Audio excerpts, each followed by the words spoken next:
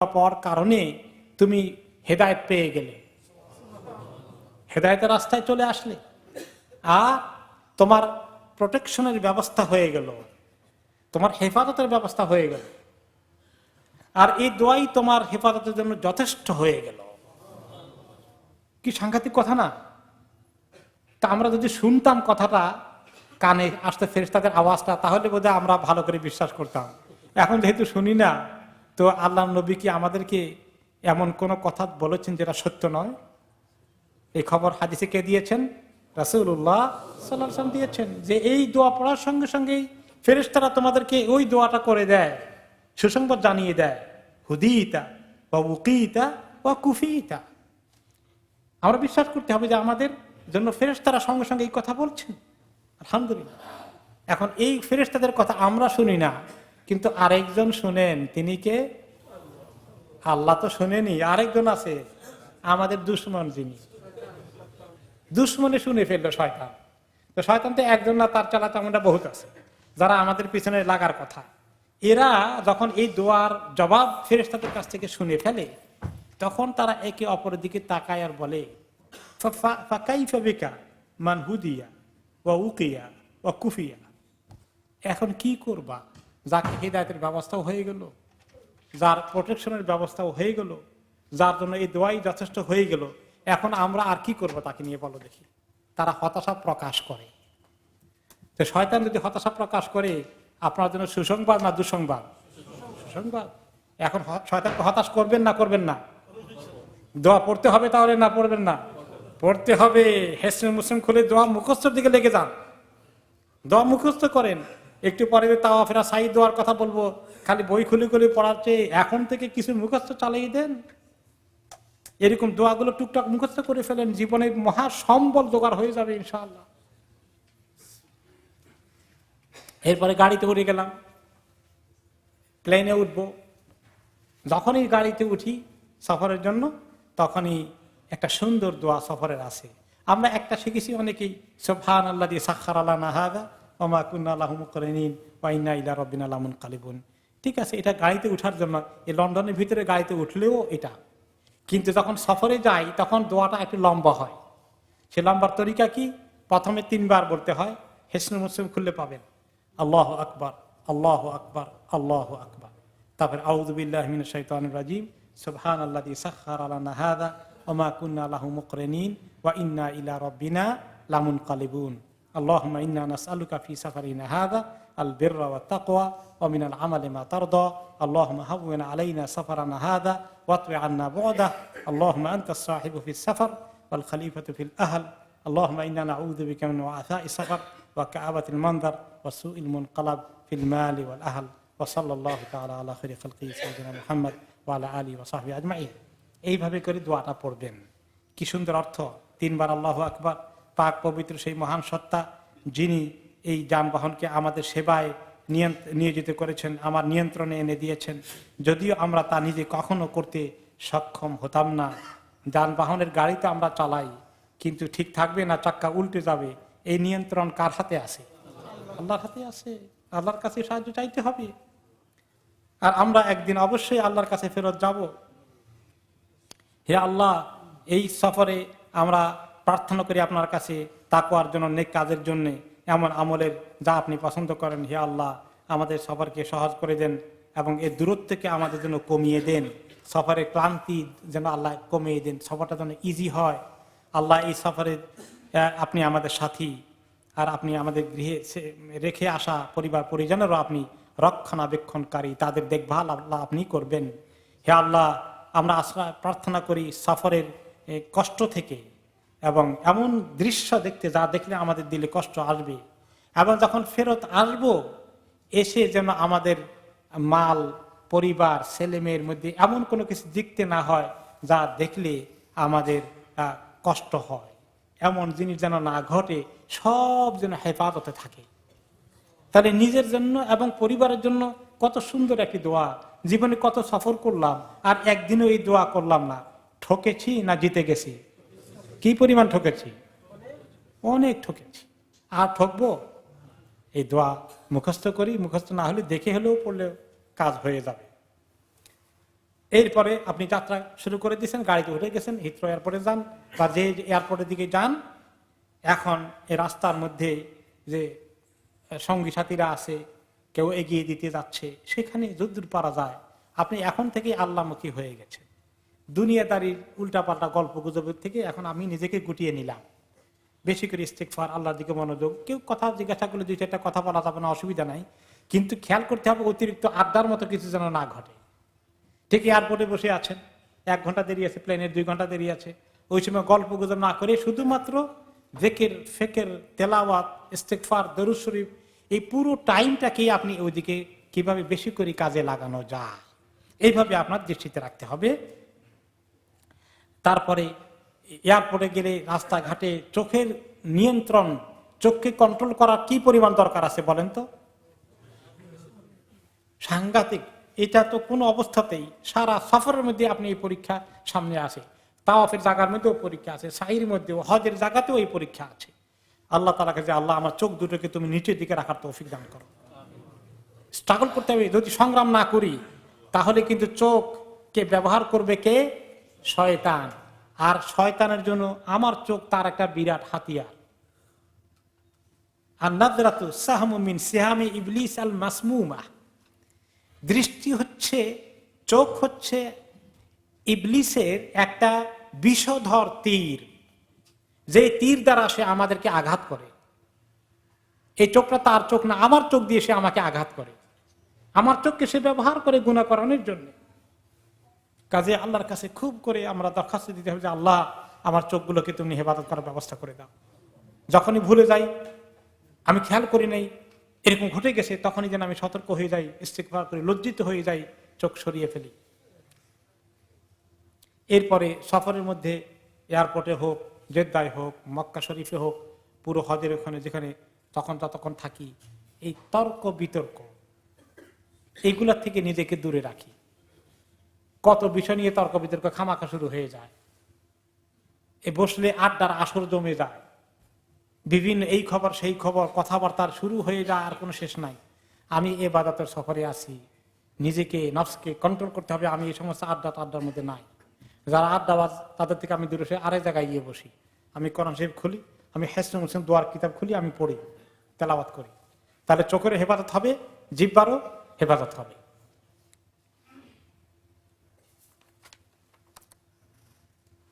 আল্লাহ তাআলা হজ কিভাবে করতে হবে, হজ উপলক্ষে তিনি একটি আয়াতে ইরশাদ করেছেন যে আল হাজ্জু আশহুরুম মালুমাত। সূরা বাকারার 197 নম্বর আয়াতে আল্লাহ তাআলা ইরশাদ করেন, হজ হচ্ছে নির্দিষ্ট কয়েকটি মাস। এই জিলহজ মাস শুধু হজের মাস না, তার আগে জিলকদ মাস এখন চলছে, তার আগে শাওয়াল মাস পার হয়ে গেছে, এগুলো সব হজের মাস। কারণ আগের জমানায় হজের সফর করতে হতো কয়েক মাস আগে থেকে। এই জন্য পুরো টাইমটা আল্লাহ তাআলা হজের প্রস্তুতির জন্য রেখেছেন। যে এই হজের মাসগুলো জানা কয়েকটি মাস, ফামান ফারাদা ফীহিন্নাল হজ ফালা রাফাসা ওয়ালা ফুসুকা ওয়ালা জিদালা ফিল হজ। যারা এই হজের জন্য এই সময়গুলোতে যারা সিদ্ধান্ত গ্রহণ করে, নিয়ত করে, তারা যেন হজের এই সফরের মধ্যে, হজের কাজের মধ্যে কখনো যেন তারা রাফাস না করে, ফুসুক না করে, আর জেদাল না করে। 3টা কাজ করতে নিষেধ করেছে। রাফাস হচ্ছে যে কোনো মানে স্ত্রী সহবাস বা এই জাতীয় যৌন কোনো চর্চা করা। একটু পরে আসবে যে ইহরাম হালতে এইগুলো নিষেধ আছে। এই যৌন জাতীয় কোনো কিছু, চিন্তা, খেয়াল, কথাবার্তা, দৃষ্টি, এগুলো সবগুলো থেকে দূরে থাকা হকে বলা হয় রাফাস। রাফাস থেকে দূরে থাকা, এগুলোর কোনো ধারে কাছে কেউ যেতে পারবে না। আর ফুসুক হচ্ছে যে কোনো গুনাহ থেকে দূরে থাকা। ওয়ালা জিদাল, আর কোনো ঝগড়া ফাসাদ, বিতর্ক, তর্ক বিতর্ক থেকে দূরে থাকা। 3টা জিনিস থেকে দূরে থাকতে হবে হজের মেইন সময়ে, ইহরামের হালতে। কোন অবস্থাতেই রাফাস, ফুসুক, জিদালের সঙ্গে আমরা জড়িত হব না। ওমা তাফআলু মিন খাইরিন ইয়ালামুল্লাহ, তোমরা কি ভালো কাজ করো, কি নেক কাজ করো, এগুলো সব আল্লাহ ভালো করে জানেন। ওয়া তাযাওয়াদু ফাইন্না খায়রাজ যাদিত তাকওয়া, আর তোমরা সম্বল জোগাড় করো, আর মনে রেখো উত্তম সম্বল হচ্ছে তোমাদের জীবনে তাকওয়া। ওয়াত্তাকুন ইয়া উলিল আলবাব, হে জ্ঞানী লোকেরা, আমাকে বেশি করে ভয় করো, আমার ব্যাপারে তাকওয়া অর্জন করো। এখন আমরা এবারে রওনা করে দিলাম। তো আমরা তো কিছুক্ষণ পরে খবর আসবে যে কিভাবে ইহরাম করব, কোথায় করব। ইহরাম করার আগে একটা জিনিস জানা লাগে, সেটা হচ্ছে কোন নিয়মের হজ আপনি করবেন। 3 তরিকায় হজ করা যায়। মূল হজ একটাই, কিন্তু 2-1টা জিনিসের ব্যস্তমের কারণে 3 তরিকায় হজকে ভাগ করা হয়েছে। একটা হচ্ছে ইফরাদ, একটা হচ্ছে কেরান, আর একটা হচ্ছে তামাত্তু। এখন আপনাকে ডিসিশন নিতে হবে কোন হজ আপনি করবেন। তো আগে জানা দরকার যে কোনটা করলে সুবিধা হবে। 1 নম্বর, ইফরাদ কি জিনিস? উমরা না করে শুধু হজের উদ্দেশ্যে একই ইহরামে হজের সব কাজ শেষ করার নাম হচ্ছে ইফরাদ। এই হজে কোনো উমরা নাই, শুধু হজ। আপনি গিয়ে একটা তাওয়াফ করবেন, এই তাওয়াফকে বলে তাওয়াফে কুদুম, এটা উমরার তাওয়াফ না। এবং আপনি চাইলে এখন অ্যাডভান্স সাই করে রাখতে পারবেন, তাহলে হজের সময় আর সাই লাগবে না। উমরা নাই, কিন্তু আপনি চাইলে তাওয়াফ করবেন, তাও তো করতে হবে, তাওয়াফটা ওয়াজিব। এটা হচ্ছে তাওয়াফে কুদুম। আর অ্যাডভান্স যদি হজের সময় সাই এখন অ্যাডভান্স করে ফেলেন, এটা জায়েজ আছে। আর হজের সময় শুধু তাওয়াফ লাগবে, আর সাই লাগবে না। তো অথবা কেউ কেউ এখন আর তাওয়াফ করে আর সাই করবে না, শুধু তাওয়াফ করে তাওয়াফে কুদুম হয়ে গেল, কোনো উমরা নাই, চুলও কাটতে হবে না, ইহরাম হালতেই থাকবেন। মেইন 7-8 তারিখে যখন হজের কাজগুলো করতে যাবেন, ওগুলো সেরে তারপরে ইহরাম খুলবেন। এই হজের নাম হলো ইফরাদ। এই হজে কোনো উমরা নেই। আর এই ইফরাদ হজ করলে কোরবানিও ওয়াজিব হয় না। এটা একটু সংক্ষিপ্ত, এটার কাজ একটু কম। এটা হচ্ছে ইফরাদ। 2 নম্বর হচ্ছে কেরান। আপনি উমরা এবং হজ দুইটাই করবেন, কিন্তু দুইটার মধ্যে কোনো ব্রেক নাই। একটা দিয়ে যে ইহরাম পড়লেন, ওই ইহরাম দিয়া দোনো কাজ সারবেন, উমরার কাজও সারবেন এবং হজের কাজও সারবেন। প্রথমে মক্কা শরীফে গিয়ে কেরানওয়ালা তাওয়াফ করবেন, সাই করবেন, এই হলো উমরা। কিন্তু চুল কাটবেন না, কাপড় খুলবেন না, এই ইহরামের হালতে থাকবেন। যে সমস্ত কাজ ইহরামের হালতে নিষেধ, সবগুলোকে তিনি পালন করতে হবে এইভাবে। এই হলো কেরান হজ, যেখানে উমরা আছে এবং হজ আছে, কিন্তু মাঝখানে কোনো ব্রেক নেই, একসঙ্গে। এই হজেও কোরবানি আছে, কোরবানি করতে হয়। 3 নম্বর হচ্ছে তামাত্তু। যে হজে 2টা আছে, উমরাও আছে, হজও আছে, কিন্তু উমরা করার পরে আপনি ফ্রি। এবার আপনি কাপড়গুলো চেঞ্জ করে ফেলবেন, চুল কেটে ফেলবেন, কাপড় ইহরামের কাপড় খুলে ফেলবেন, ব্রেক নিবেন, আবার হজের সময় নতুন করে ইহরাম করবেন। তাহলে উমরা আলাদা হয়ে গেল, তারপরে ব্রেক, এরপরে হজ আলাদা হয়ে যাবে। এই হজকে বলে তামাত্তু হজ। এই হজের জন্য কোরবানি আছে। এতক্ষণ যা শুনলেন, কোনটা বেশি সুবিধা হবে মনে হয়? তামাত্তু। Good, very good answer. এখন কেউ বলবে যে কোনটা সওয়াব বেশি, এটা নিয়ে ইখতিলাফ আছে। ইমাম শাফিঈ বলছেন ইফরাদের মধ্যে সওয়াব বেশি, ইমাম আবু হানিফা বলেছেন কেরানের মধ্যে সওয়াব বেশি, বাকি ইমাম মালিক এবং ইমাম আবু আহমদ বিন হাম্বল বলছেন তামাত্তুর মধ্যে সওয়াব বেশি।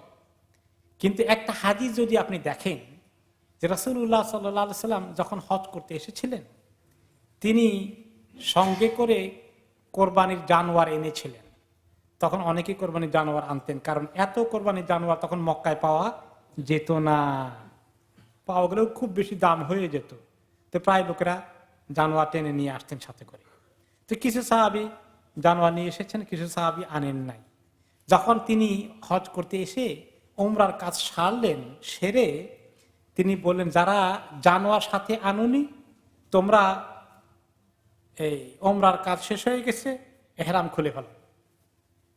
আমি যদি জানোয়ার না আনতাম তাহলে আমিও তাই করতাম, কিন্তু আমি জানোয়ার নিয়ে এসেছি, কোরবানি করার পশু নিয়ে এসেছি, কাজে আমার জন্য আর তামাত্তু করার সুযোগ নাই। তো তিনি নিজে কেরান করেছেন ঠিকই, কিন্তু উম্মতকে উৎসাহিত করেছেন কোনটা করতে? তামাত্তু করতে। এই জন্য অনেক ওলামায়ে কেরাম মনে করেন তামাত্তুটা শুধু সুবিধাই বেশি না, সওয়াবও বেশি। অনেকেই বলেন কোন কোন কিতাবে লেখে বদলি হজে তামাত্তু করা যায় না। এই কথার কোনো ভিত্তি নাই। আমি জানি কোন কোন বাংলা উর্দু কিতাবে লেখা আছে, এর কোনো দলিল নাই। বদলি হজে তামাত্তু করা যাবে, কোনো হেজিটেশন নাই। ইনশাআল্লাহ পরিষ্কার হয়ে গেছে, বদলি হজে তামাত্তু করা যাবে আলহামদুলিল্লাহ। এই তিনটা জিনিস বুঝলেন যে আপনার কোন তরিকা হজ করবেন। এখন আপনি আসেন, আপনি এহরাম করতে হবে। এহরামটা কোন জায়গা থেকে করবেন? আপনার জন্য তিনটা রাস্তা। একটা হলো আপনার নিজের বাড়ি ঘরে করে ফেলতে পারেন, কাপড় পরে নিলেন কিন্তু এখন নিয়ত করবেন না। কেউ মনে করলো যে এয়ারপোর্টে ঝামেলা লাগে, এরোপ্লেনে ঝামেলা লাগে, আমি ঘরে করে ফেলবো, করেন, কিন্তু করতে পারেন মুশকিল হয়ে গেলে ঠান্ডা ঠান্ডা লেগে যেতে পারে। এই জন্য কেউ কেউ বাড়িতে ঘরে না করে এয়ারপোর্টে গিয়ে করেন।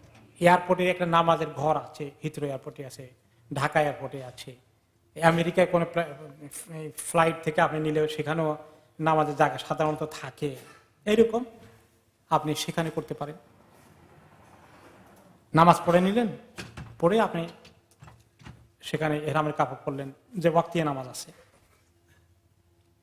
অথবা কেউ কেউ এরোপ্লেনে করে, হিথ্রো এয়ারপোর্টে পড়লেও আপনি এত আগে নিয়ত করার দরকার নাই, শুধু কাপড়টা সুবিধার জন্য চেঞ্জ করে নেন।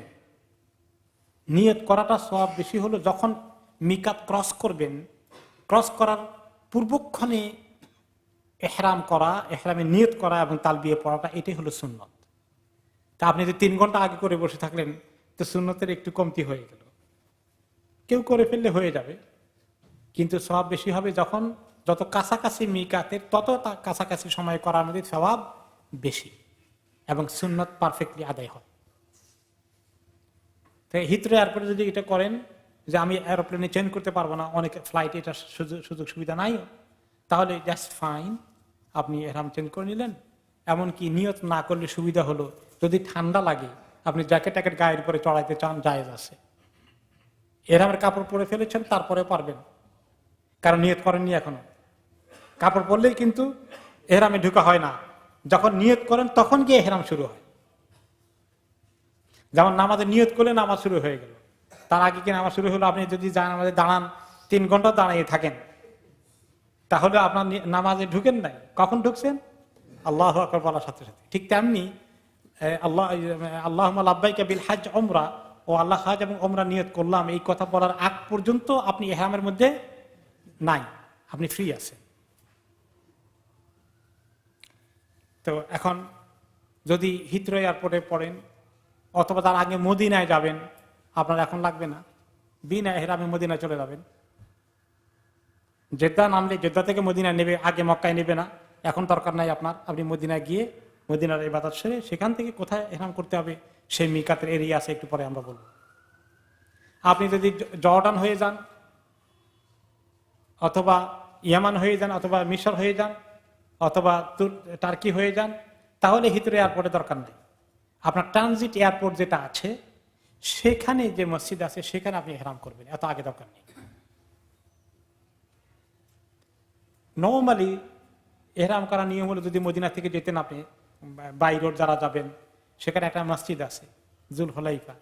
নিয়ম হলো যে মিকাতের ওখানে পৌঁছে ওযু করে নিয়ে সুন্দর করে, ওখানে কোনো ওয়াক্তিয়া নামাজ থাকলে তার আগে যদি পারেন আপনি ইহরামটা চেঞ্জ করে ফেলেন, ওয়াক্তিয়া নামাজ পড়লেন, তারপরে আপনি ইহরামের ভিতরে ঢুকলেন। আর যদি ওয়াক্তিয়া নামাজ না থাকে তাহলে আপনি 2 রাকাত নফল নামাজ পড়লেন। ওয়াক্তিয়া নামাজ পড়ে ফেললে আর এক্সট্রা নফল নামাজ লাগে না, তবে কেউ পড়লে কোনো আপত্তি নেই। এখন কিভাবে ইহরাম করতে হবে? আগে কাপড় পরে 2 পিস, তারপরে নিয়ত করবেন আল্লাহুম্মা লাব্বাইকা। হ্যাঁ, যদি তামাত্তু করেন আগে তো উমরা হবে, আগে হজ হবে না, এখন হজ লাগবে না। এখন বলবেন আল্লাহুম্মা লাব্বাইকা উমরাতান আও বিল উমরা, যে আল্লাহ আমি উমরা নিয়ত করলাম। আর তার ইফরাদ করবেন আল্লাহুম্মা লাব্বাইকা হাজ্জান, যে আল্লাহ হজের নিয়ত করলাম। আর তারা কিরান করবেন আল্লাহুম্মা লাব্বাইকা উমরাতান ওয়া হাজ্জান, আল্লাহ উমরা এবং হজের নিয়ত করে ফেললাম, দুইটাই একসাথে। তো এখন আমি আপনাদেরকে দেখাবো যে কোন জায়গায় নিয়ত করতে হবে। প্লেনে তো উঠে গেলেন, যদি এখান থেকে যারা হিথ্রো থেকে ডাইরেক্ট জেদ্দা যাবেন, জেদ্দা পৌঁছার আগে আপনি মিকাত ক্রস করতেছেন। মিকাতের ব্যাপারে এখানে যদি এসে যায়, এসে গেছে, এই দেখেন এই যে একটা বর্ডারের মতো দেওয়া আছে, মাঝখানে মাক্কা লেখা আছে, তাই না? এই চতুর্দিকে কিছু স্টেশন দেওয়া আছে। আসলে 5টা মিকাত পৃথিবীর, কেউ উত্তর দিক থেকে ঢুকে, কেউ দক্ষিণ দিক থেকে ঢুকবে মক্কা শরীফে, কেউ পূর্ব দিক থেকে, কেউ পশ্চিম দিক থেকে। যেদিক থেকে আসুক কয়েকটা স্পট আছে একটা বর্ডারের মতো। যেমন এই দেশে ঢুকতে হলে, বর্ডার ক্রস করতে হলে আপনি বাংলাদেশ থেকে বাই রোডে ইন্ডিয়ায় গেলে বর্ডার আছে, তাই না? পাসপোর্ট চেক করবে, ভিসা দিবে, তারপরে ঢুকতে পারবেন, তার আগে পারবেন না।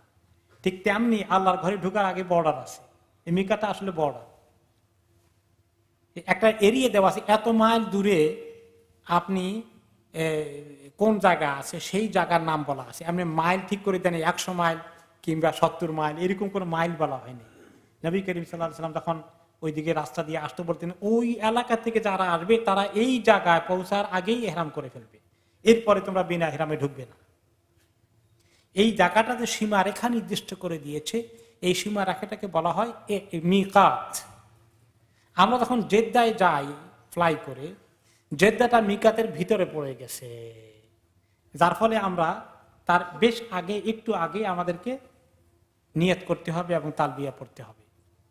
সাধারণত জেদ্দা পৌঁছার আনুমানিক আধা ঘন্টা আগে প্লেনে হজের সময় এবং হজ ছাড়াও অন্যান্য ওমরা টাইমও প্রায় এয়ারলাইন্সই বলে যে আমরা কিছুক্ষণের মধ্যেই মিকাত ক্রস করব। যারা জেদ্দা আসতেছেন হাজ বা ওমরার নিয়তে, আপনারা প্রস্তুত হয়ে যান এহরাম করতে। আপনি এর আগ পর্যন্ত আপনার নিয়ত করেন নাই, এখন নিয়ত করার জন্য রেডি হয়ে যান। তারপর আরো 5 মিনিট পরে বলবে যে এক্ষুনি আমরা মিকাত ক্রস করব। তখন আপনি বলে ফেলবেন আল্লাহুম্মা লাব্বাইকা উমরাতান, আল্লাহ আমি উমরা নিয়ত করে ফেললাম। বাংলায় বলতে পারেন আল্লাহ আমি উমরা নিয়ত করলাম, আপনি কবুল করেন, আসান করে দেন, সহজ করে দেন। তারপরে সঙ্গে সঙ্গে পড়েন লাব্বাইক আল্লাহুম্মা লাব্বাইক, লাব্বাইক লা শারীকা লাকা লাব্বাইক, ইন্নাল হামদা ওয়ান নি'মাতা লাকা ওয়াল মুলক লা শারীকা লাক। এটা এখন থেকে মুখস্থ করে ফেলবেন, যাদের মুখস্থ হয়নি মুখস্থ করে ফেলবেন। কমপক্ষে 1 বার পড়া ওয়াজিব, কমপক্ষে 3 বার পড়া সুন্নাত। এরপরে যতবার পড়বেন আপনার জন্য সওয়াব হতেই থাকবে। উঠা নামা ইন্টারভেল দিয়া যখনই এনার্জি আছে তখনই পড়বেন। ওইখান থেকে এই তালবিয়া পড়া শুরু হয়ে গেল। এর আগে তালবিয়া লাব্বাইকা লাব্বাইকা লাগবে না। এহরামের কাপড় পরিধান ও করণীয়। পুরুষদের জন্য এহরামের খাস ড্রেস আছে, মহিলাদের জন্য এহরামের কোনো খাস ড্রেস নাই। মহিলারা তাদের যে কোনো পোশাক তাদের পর্দা প্রসিদ্ধের জন্য সুবিধা মনে করেন, সালোয়ার কামিজ হোক, ম্যাক্সি হোক, শাড়ি হোক, তাদের কোনো আপত্তি নাই। তবে তার উপরে বোরকা পরবেন যাতে করে তাদের শরীরটা ভালো করে আবৃত হয়ে যায়, ভালো করে কাভার হয়ে যায়। ওকে, এখন পুরুষরা এটা পরবে, এখন আমি দেখাবো যে এই 2টা পিস সাদা চাদরের মতো, নিচের পিসটা লুঙ্গির মতো করে পরতে হবে। আমাদের তো মাশাআল্লাহ লুঙ্গি পরার অভ্যাস আছে, শুধু বেশ কম এই যে এখানে সেলাই আছে, লুঙ্গিতে সেলাই আছে, এখানে সেলাই নাই। এই জন্য অতিরিক্ত সাবধানতা অবলম্বন করতে হবে। এই হয়ে গেল নিচে, আর উপরে আমাদের দেশে চাদর গায়ে দেওয়ার অভ্যাস ছিল, দেশে আমরা চাদর গায়ে দিয়েছি, ওই তরিকায় চাদর গায়ে দিব।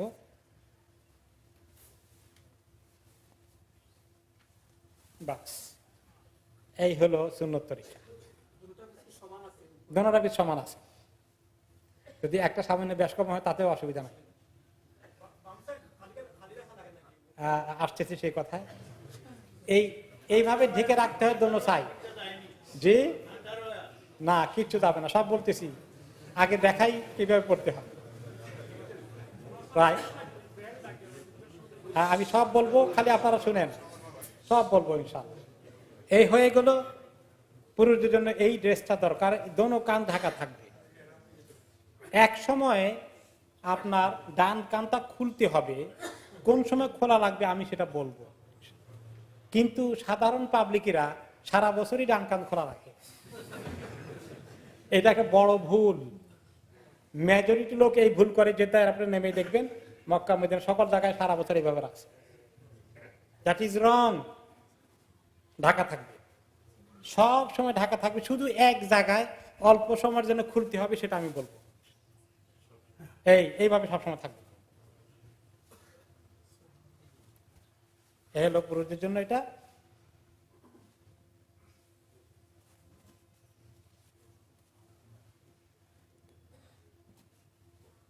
এখন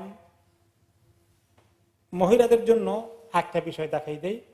মহিলারা বলেছে যে ওনাদের কোনো স্পেশাল ড্রেস লাগবে না, ওনারা যে কাপড়ে আছেন সেটাই চলবে। তবে শুধু আল্লাহকে ভয় করতে হবে যে আমার শরীরকে এমনভাবে ঢাকবো যেন কোনো পর পুরুষের দৃষ্টি থেকে যত নিজেকে লুকিয়ে রাখতে পারি, যত কাভার করতে পারি, ততই আল্লাহ পছন্দ করবেন। কিন্তু কোনো মহিলার সৌন্দর্য যদি প্রকাশ হয়ে যায় তাহলে তিনি তত আল্লাহর থেকে দূরে চলে গেলেন। এটা খেয়াল রাখতে হবে। মহিলাদের চেহারা খোলা রাখা তো অনেক ওলামা কেরাম মনে করেন যে এরকম নিকাব পড়া ওয়াজিব, না পড়লে গুনাহ হয়। এটা অনেক ওলামা কেরাম এর ফতোয়া। এবং কেউ কেউ আবার মনে করেন যে না, চেহারা খোলা রাখলেও চলে, এটা ওয়াজিব নয়, পড়লে ভালো, না পড়লে গুনাহ হবে না। তো হজের সময়ের মাসালাটা আলাদা। যে একটা হাদিস আছে যে মহিলারা নেকাব পরবে না, হজের সময় মহিলারা নেকাব পরবে না। স্ক্রিনে আসতেছে না, এই নেকাবটা, নেকাব পরবে না। এই নেকাব পরবেন না মহিলারা হজের জার্নিতে, এহরামের হালতে। এহরাম শেষ হয়ে গেলে তারপরে আবার অ্যালাউড আছে। কিন্তু এখন যদি চেহারা সারা বছর যারা ঢেকে রেখেছেন, নেকাব পরেছেন, এবং অনেক আলেম এটাকে ওয়াজিব মনে করেন, তো তারা তো গুনাহ হয়ে যাবে। তাহলে তাদের চেহারা কেমনি খোলা রাখবে? এটা সমাধান কি? তো সেই বিষয়ে একটা হাদিস আপনাদেরকে শোনাই। রাসূলুল্লাহ সাল্লাল্লাহু আলাইহি ওয়াসাল্লাম বলেছেন, মহিলারা ইহরাম অবস্থায় নেকাব ও হাত মোজা পরবে না। এটা সহিহ বুখারীর হাদিস। আর তার পাশাপাশি আরেকটি হাদিস আছে, আবু দাউদ এবং ইবনে মাজাহ এসেছে। আয়েশা রাদিয়াল্লাহু তাআলা আনহা বলেছেন যে আমরা যখন ইহরামের হালতে নবী করিম সাল্লাল্লাহু আলাইহি ওয়াসাল্লামের সঙ্গে আমরা ইহরাম করতে সফর করেছি, হজ করেছি, আমরা চেহারা খোলা রাখতাম। কিন্তু যেই কোনো অন্য নন মাহরাম পুরুষ আমাদের সামনাসামনি হয়ে যেত, আমরা তো নেকাব তো ছিল না, তখন আমরা একটা ওড়না দিয়ে চেহারা ঢেকে ফেলতাম। ওড়না দিয়ে ঢেকে ফেলতাম, কিন্তু নেকাব লাগাতাম না। নেকাব লাগানো যাবে না, কিন্তু একটা ওড়না লাগানো যাবে। ওড়নাটা কালো হতে পারে। এই ওড়নাটাকে কিভাবে ঢাকলে উপরের থেকে কিভাবে আনলে ওড়নাটা চেহারা ঢাকা যাবে, মহিলারা এটা ভালো বুঝবেন আমার থেকে। তো আপনারা এরকম একটা ওড়না, এই রং নয়, কালো রং হওয়াটা আরো ভালো, বা যে কোনো ডার্ক কালার হতে পারে। আপনি উপরের থেকে তখন যেই মানুষের সামনাসামনি থাকবেন, চেহারাটা ঢেকে নেবেন। যারা রেগুলার নেকাব পড়েছেন এবং যারা পড়তে চান, যারা ভালো আমলে আসতে চান, এটাই রেকমেন্ডেশন যে নেকাবটার এই পিসটা আপনি ইহরামের হালতে ব্যবহার করবেন না, তার পরিবর্তে ওড়না দিয়ে আপনার চেহারাকে ঢাকার ব্যবস্থা করবেন। মা আয়েশা সেই আমল করতেন এবং ওনার থেকে আমরা নিলাম যে এভাবেই করতে হয় যারা ভালো করে পর্দা করেন তাদের জন্য। আমরা আগেই বলেছি যে 2 রাকাত নফল নামাজ যদি সুযোগ হয় পড়বেন, আর এটা এক জরুরি না। প্লেনে তো আর নফল নামাজ কেমনে পড়বেন? যারা সৌদি এয়ারলাইন্সে ফ্লাই করবেন, ওইখানে অবশ্য প্লেনের ভিতরে একটা ক্যাবিন থেকে নামাজের জন্য, এটা একটা স্পেশাল ফ্যাসিলিটি, কিন্তু অন্য কোনো এয়ারলাইন্সে সেটা পাওয়া যায় না। এই জন্য যারা সৌদি এয়ারলাইন্সে সফর করেন তারা চাইলে অনেকেই আবার ওই ক্যাবিনের ভিতরেই এহরাম পড়েন, কিন্তু সবাই এটা পারবেন না, অনেক ঝামেলা। হিথ্রো এয়ারপোর্টে করে নেওয়াটাই সেফ হবে। তাহলে 2 রাকাত নামাজ অথবা ফরজ নামাজ পড়ে নিয়ত করলাম, তার আগেই কাপড় চেঞ্জ করে ফেলেছি, এরপরে তালবিয়া করলাম। ওই যখন অ্যানাউন্স করা হবে নিয়ত করব, নিয়ত করেই তালবিয়া, লাব্বাইক আল্লাহুম্মা লাব্বাইক, এটাকে বলে তালবিয়া। এই দোয়া বা দিকের নাম হচ্ছে তালবিয়া। ও লাব্বাইকা লাব্বাইকা থেকে তালবিয়া, ওই তালবিয়া পড়তে থাকবেন বেশি বেশি করে। তালবিয়ার অর্থটা কি? খুব সুন্দর অর্থ। অনেক কিছু আমরা উচ্চারণ করি, অর্থটা বুঝি না। অর্থটা কয়েকবার পড়ে নিলে খেয়াল করবেন, এত সুন্দর অর্থ। হে আল্লাহ, আমি তোমার দরবারে হাজির। আল্লাহ, আমি তোমার দরবারে উপস্থিত। আমি তোমার দরবারে হাজির, তোমার কোনো অংশীদার নেই, তোমার দরবারে উপস্থিত হয়েছি। সব প্রকার প্রশংসা এবং নিয়ামতের সামগ্রী সবকিছু তোমার মালিকানা। সর্বযুগে সর্বত্র তোমারই রাজত্ব এবং ক্ষমতা। তোমার কোনো অংশীদার নেই, তোমার কোনো শরিক নেই। এই যে আল্লাহ তাআলার তাওহীদের কথা, আল্লাহর একত্ববাদের কথাকে অনেক সুন্দর করে এই তালবির মধ্যে ফুটে উঠেছে। যত বেশি এটা একটা অনেক বড় সুন্দর একটা জিকির এবং একটা দোয়া হজের সময়ে। এই তালবিয়াটা অত্যন্ত বড় ফজিলতের জিনিস, এটা আমরা সবাই মুখস্থ করে নেই ওসব পড়ার জন্য। এহরামের অবস্থায় কি কি নিষেধ, এটা আমাদের এখন পরবর্তী আলোচনা। এহরামে যখন ঢুকে গেলাম অনেকগুলো কাজ এখন নিষেধ হয়ে গেল।